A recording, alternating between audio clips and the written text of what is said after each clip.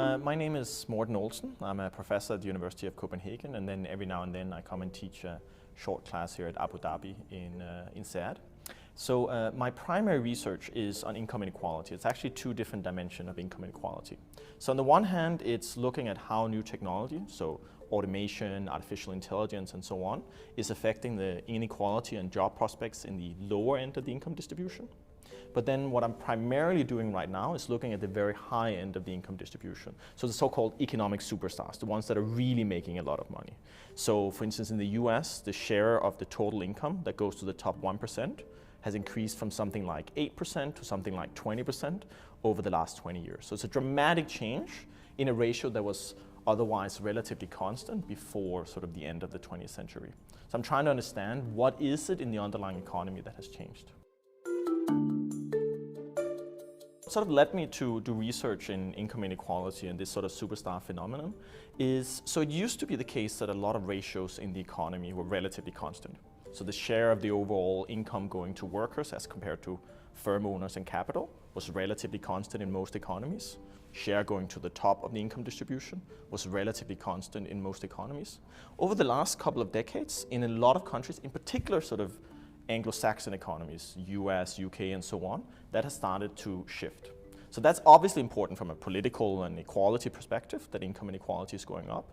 But it's also a scientifically interesting question that we had all of these things that used to be relatively constant, and now the whole economy seems to be shifting and things are moving, and I'm trying to understand why is that the case.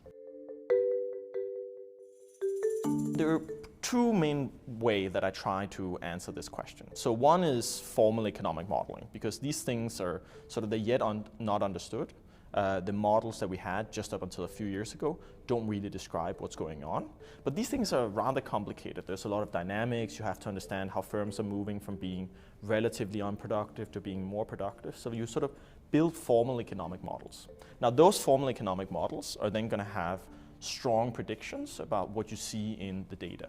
And then I go out and I use two already assembled data, which is one in Denmark, sort of very detailed firm and individual data of basically everyone in the Danish economy. And correspondingly in the US, there's a big census that collects a lot of information on Americans. So you sort of get a snapshot every 10 years about what does the American economy look like. Now it's very good that I have both Denmark and the US to compare, because they're sort of both very well developed countries, but these trends are different in the two economies. So the US is sort of on the extreme in one end, in which these inequality measures are changing, and Denmark is in the other extreme, in which income inequality is not going up to the same extent. So these are sort of two extremes, many countries are in between, and having these two sort of allows you to see what are global trends and what are more local trends that could be particular to the US, for instance. So I base it on these large collections of data by national statistical agencies. The main reason, so there's sort of two different ways of looking at these recent trends. So there are two different schools of thoughts. So one is that the underlying economy is changing. You can think about it as something like cost of transportation, cost of communication, cost of search is going down. So the very best firms, or very best people from around the world can capture a larger market. And that would then be the case both in Denmark and in the United States. Now, so that would be a story of sort of a global underlying technological change. You can tell an alternative story, why the reason why some people in the US have become wealthier is basically because they've captured the government. They're able to change regulations so they make more money. They're able to buy up their competitors in a way that they weren't before. They're able to deregulate the financial industry and make more money off of that. So it's important to understand these two different economies to try to disentangle those two things. And what we find is superstar firms, meaning firms that are very good at making money and that grow very fast and are very competitive on the international scene. There has been a shift in that in Denmark to the same extent as in the US. So there are few firms that make a lot of money in Denmark, but unlike the US, to a lesser extent, it's spilled into income inequality in the economy as a whole. So, which would mean that part of the explanation for the increase in the share going to the top in the US probably has something to do with a sort of a insufficient competitive environment that some firms unnaturally have almost developed a monopoly situation. Think Google, think Facebook, think things like that. two of my key findings is one on individual superstars making a lot of money and one on superstar firms. So for individual people, the classical way we think about why some people say music artists make a lot of money is not because they charge a lot of money for an album, it's because they sell a lot of albums. So Justin Bieber makes a lot of money because a lot of people come to see his shows, not because his shows are $1,000 a piece. So that's sort of the classical way of looking at things. It sort of fits with why Tom Cruise makes a lot of money. A lot of people see his movies, so on and so forth. But we also see these tendencies in other occupations. So for instance, for doctors, there's been a large increase in income inequality as well. And you think, well, doctors can't treat thousands of people. They can only treat one person. So they must be charging more money to service one person. And what we argue and what we show is the case is that income inequality increases in one occupation actually spills over into others. So let me give you an example. So take Beyonce's personal trainer. He makes something like $15,000 per session. Now he can obviously only service one person at a time. That's the definition of a personal trainer. But he's Beyonce's personal trainer. So he's managed to establish himself as the absolute best. And then these people who make more money in other industries all want to hire him and have him as a personal trainer so he can correspondingly increase the salary as well. And we actually see this broadly. So there's an increase in income inequality for doctors, even for waiters at high-end restaurants, because that's where wealthy people want to go, and then they can charge correspondingly more. Another thing is with superstar firms, even in a country like Denmark, what we show it's overwhelmingly a matter of globalization. So these very successful Danish firms that we didn't see to the same extent 20 years ago, they're really successful because they've managed to capture the export market. So it's not so much that they're selling and dominating in Denmark, it's they've managed to capture the rest of the world, which again speaks to a story of a market coming together in the world and lower transportation costs. Now, so it's important to understand that on top of this sort of gathering of income in the higher end of the income distribution, a lot of this is geographically determined. So it's always been the case that, say, a city like London was relatively richer than the rest of the UK. A city like Copenhagen was relatively richer than the rest of the country, and so on. But in most countries, there's sort of been a gathering of the most high-end talent, and we see most of the wage growth, most of the profits, and so on, being in these centers. So in a country like the US, say 10 cities capture a very large part of the growth in economic activity, which obviously is a problem for the rest of the country. Interestingly, a few countries have sort of managed to avoid this. In particular, Germany is relatively good at having the economic activity spread more out across the whole country than many of the other countries. This presumably has something to do with a very high-end manufacturing sector, which can be more easily spread across the economy. These superstar tendencies basically across any dimension that you want to look at. The superstar cities are capturing a relatively bigger share. Superstar occupations are capturing a relatively bigger share. Even within occupations, they're capturing a relatively bigger share.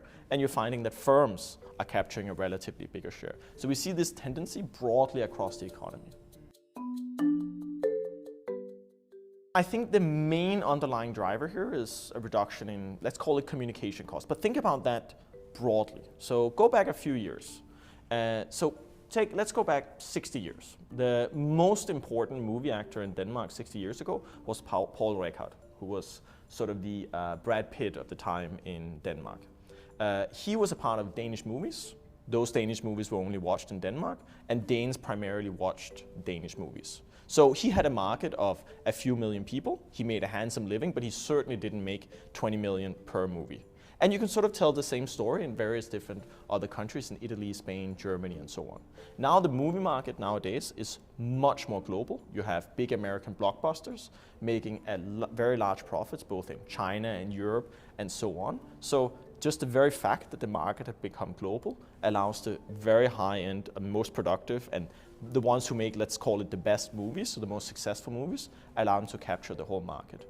So it really has something to do with a decline in cost of selling elsewhere, but that is to be understood in a broad sense. We're becoming more culturally homogeneous, it's easier to communicate across the world, and that makes it easier for, say, an American movie company to capture the Danish market than it was 60 years ago. It's easier to convince an American movie company to get me to watch an American movie than it was for them to convince my grandmother to watch an American movie 60 years ago.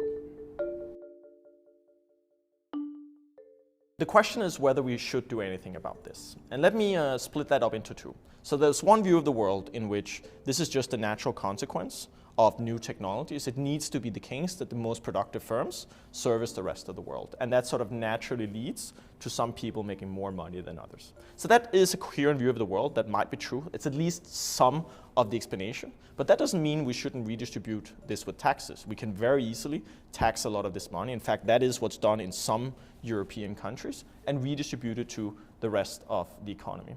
On top of that, as we talked about, a lot of this activity takes place in a few cities that are very productive and therefore have very high rent. Most Western cities have very strict zoning regulation. It's very difficult to build new housing in, say, San Francisco, London, or even in Copenhagen. So I think if we deregulated a lot of that, allowed for more construction, then more people could move to the cities where most of the activity takes place. And I think that would benefit rather dramatically a broader set of the economy. Now, on the darker side, if most of this concentration of the superpower firms is due to them having captured the government, have designed regulation that benefits themselves, and so on, then obviously the policy recommendations would be very different. And I think we definitely need to be much more careful about, say, letting firms merge. So Facebook should not have been allowed to buy Instagram. And we can do much more in terms of designing regulation that encourages new entrants and discourages the existing firms from dominating the industry. So I think a broad-based approach of partly trying to increase the competitive environment and partly trying to redistribute income would be the best way to go forward. My expectation, if we don't change anything, I don't see any reason why this tendency should slow down. So it's not like the share of the economy going to the top 1% has plateaued in the US at, say, 20%. It continues to increase. So it's difficult to predict what the economy would look like 10 or 20 years from now. I think the political history of the last few years suggests that we ought to do more in terms of redistributing as is.